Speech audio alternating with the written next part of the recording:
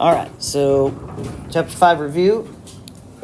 Starting with number 1, classifying with two names. You got to give based on their side lengths and their angles. So I see we have two sides that are the same, so that's isosceles. Please spell it right. And then the angles, we have a 90-degree angle, so this would be a right isosceles triangle. Number 2, none of the sides are the same, so it's scalene. All the angles are less than 90, so this is acute scalene triangle. Number 3, two sides are the same, so that's isosceles. And we have an obtuse angle, so obtuse isosceles. All right, number 4, we want the exterior angle here. So the exterior angle is equal to the other two angles added together. So x is equal to 70 plus 74, or 144 degrees. Number 5 is the triangle sum theorem. All the interior angles add up to 180. So you can take 180, subtract 36, and subtract 96. That's 120, 132, so this would be 48 degrees.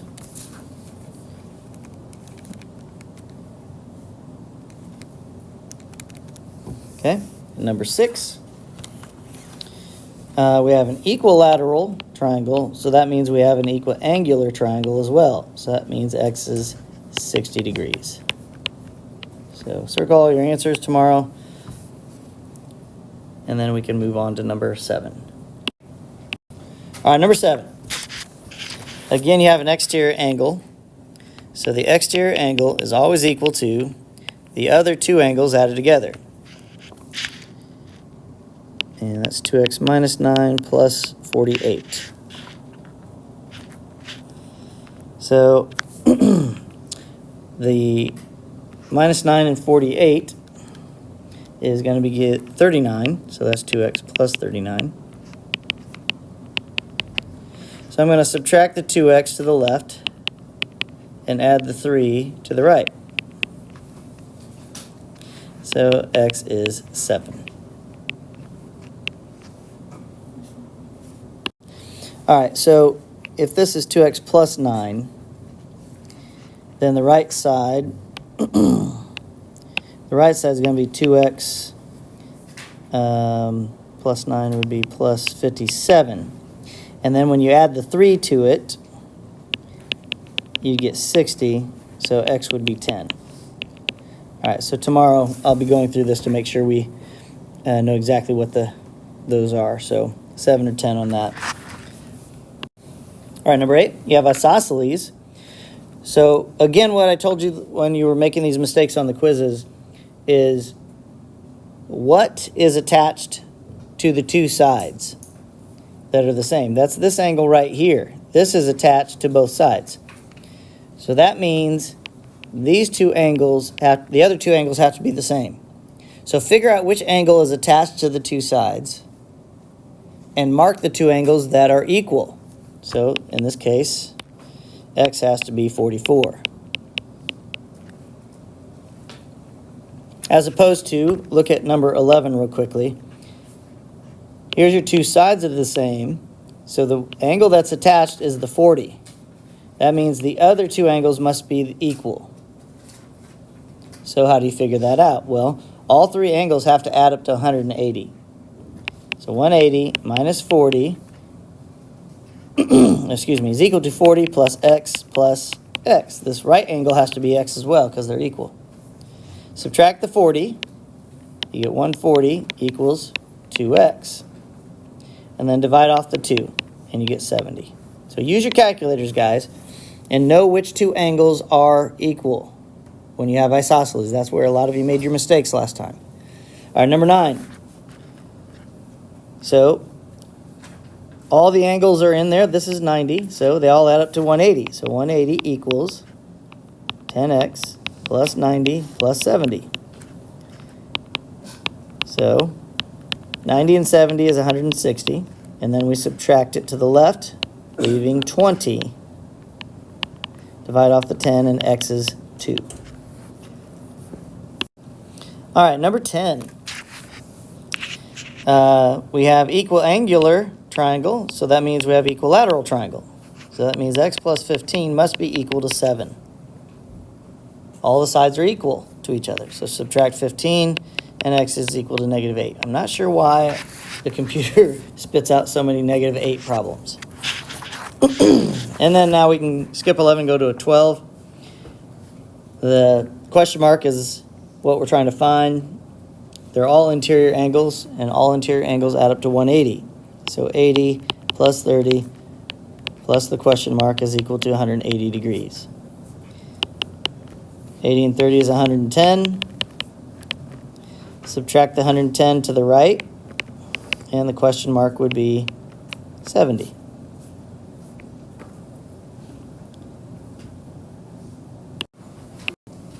All right, number 13. Make this just a little smaller. Complete the congruent statement. All right, so this is the order that we're looking at. G, F, H. G to F, and then to H. So we're going from the single arc to the double arc, and then to the third arc. So that's what you got to say for the other one. The single arc, that would be I. Looks like an I guess. To the double arc, that's K. And then to the triple arc, that's J. And that way you know you did it in the right order. Number 14, look at the order, L, K, J. L to K. So again, first to the double, and then to the triple. All right, so the first one is D, to the double, E, and then to the triple, C. All right, given that PQRS is congruent to WXYZ, find the corresponding parts. So the order is important there. Angle S must be congruent to, S is the last one in the first quadrilateral, so it must be the last letter in the second quadrilateral, Z. PR is the first and third letter, so we're looking at the first and third letter in the second group, so that's WY.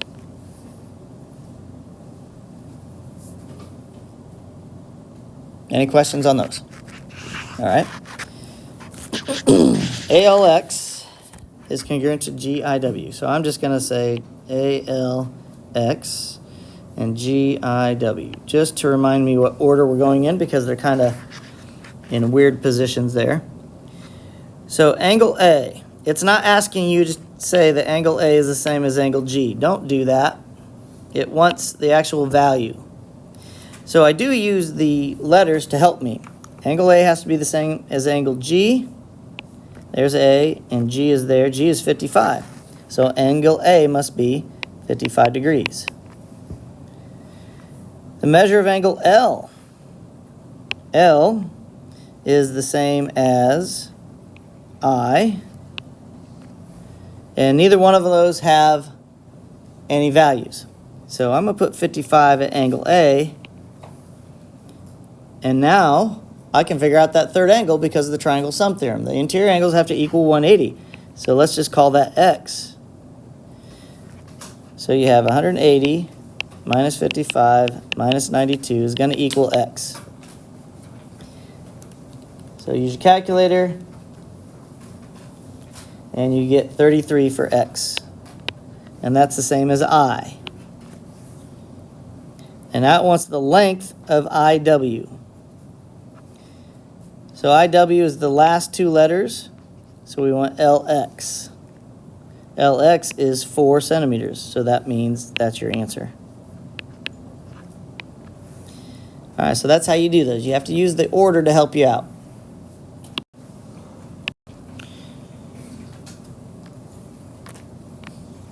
Decide if the following triangles are congruent. So this is what we were doing yesterday. If there's not enough information, write not enough information. So I have a side, I have an angle, a side and an angle. I don't know anything else. So there is not enough information there. It's not asking you to mark something to make it happen. It's asking, is there enough information? Please read your instructions tomorrow.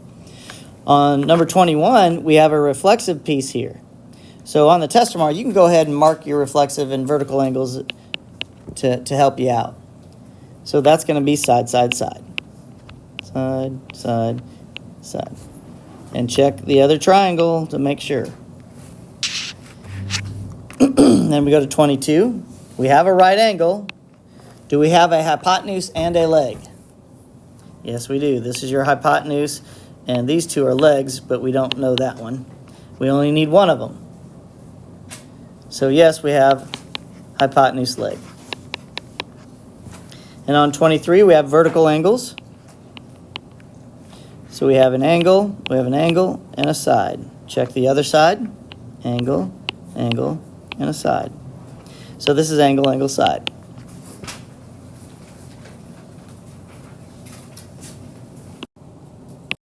All right, so we're ready for 24.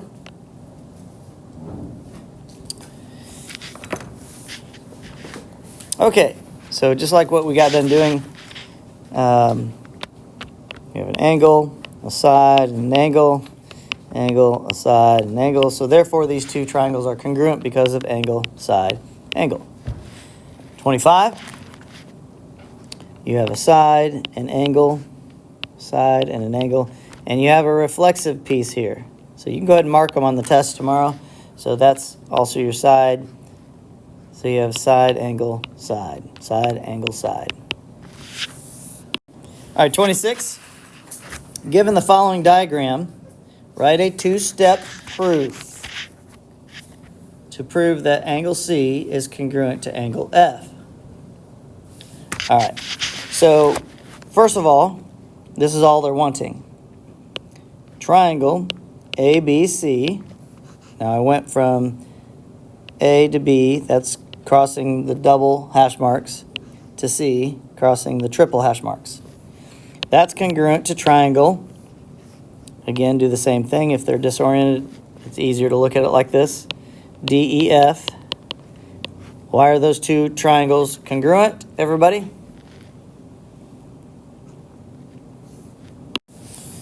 Side, side, side. So now we're trying to prove that angle C is congruent to angle F. Why is angle C congruent to angle F? C, P, C, T, C. Corresponding parts of congruent triangles are congruent. That's all you needed to do.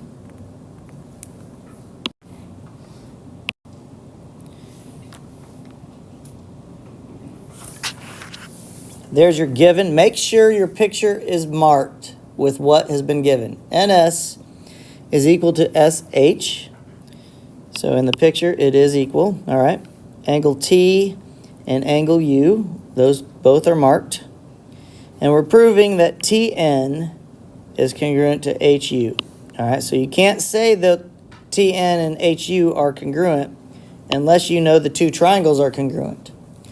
So just like on your worksheet yesterday, what do we know? We have the givens, and it says that NST is congruent to HSU. NST is congruent to HSU. Why are those two congruent, class? Vertical angles, and that's what you would write down, vertical angles. Theorem. And therefore, it says the two triangles are congruent.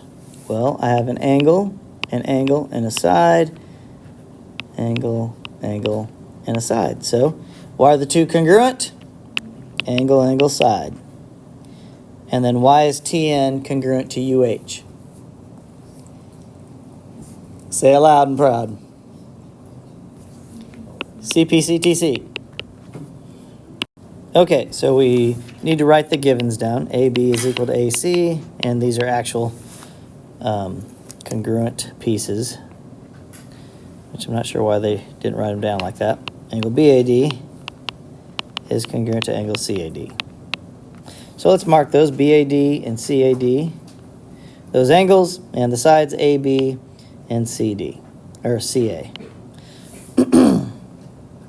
And then it says that AD is equal to AD. How is AD equal to AD? Reflexive. It's the same piece in both triangles. And therefore, we have our proof statement that always goes in this position. Triangle ABD is congruent to triangle ACD. Why are they congruent? No, you've not proven the triangles are congruent yet. You have to prove triangles congruent before you say CPCTC. Aiden. Side, angle, side. That's why the two triangles are congruent. And it's not asking you to prove another piece, so we're not using CPCTC on this. All right, next page, 29. Here's your chance. Given JK is congruent to LM. Mark it. It is marked. It is marked on the picture. And what do I always say when you have a parallel statement? What are you always supposed to look for? When you have parallel lines cut by transversal, the little arrows, those? Yeah. So those are your parallel lines. And I have two transversals. My two transversals, JM, there's one. You should be thinking alternate interior angles or the other stuff. So, automatically, I don't even know what I'm trying to prove. I'm just going to write stuff down that I know is true. I have that angle KJN, is congruent to the alternate interior angle on the other side, angle LMN, alternate interior angles. I may not need it, but I'm going to write it down anyway. Now, I could do the other alternate interior angle at K and L and solve it, or I could use something else. What else do you see up there? Not reflexive, but what are the angles? You either have reflexive sides or vertical angles. I have vertical angles here. So that's angle JNK is congruent to angle MNL. Vertical angles. So therefore, triangle JKN is congruent to triangle MLN. Why? Angle, angle, side. Not too bad, is it? Number 30. Find all the missing angles. All right. So now I look at this. There's two triangles. The one at the bottom has exterior angle. The exterior angle is equal to the other two angles added together. Well, I don't know angle 3 and angle 5, just in that triangle. In the top triangle, I know 55 degrees, and I know isosceles triangles. Isosceles triangle says that the angle that is attached to both sides means that the other two angles have to be equal. So angle 1 and angle 2 must be the same. So, and each triangle has interior angles that add up to 180. So angle 1 plus angle 2 plus 55 equals 180 degrees. Well, angle 1 and angle 2 are the same, so let's just call those x's. So that's 2x plus 55 equals 180. Remember, anytime you don't know something, give it a variable. I don't know angle 1 and angle 2, but they're both the same, so I don't want them to be looking like they're different from each other. subtract 55 from 180. And you get 125. And then divide by 2. So x is 62.5. And x is angle 1 and angle 2. That's your first one. Okay, now, real quickly, angle 4 you should be able to figure out. Let's just do angle 3. Let's go from top to bottom. Angle 3, isn't that a vertical angle with 55? So angle 3 is 55.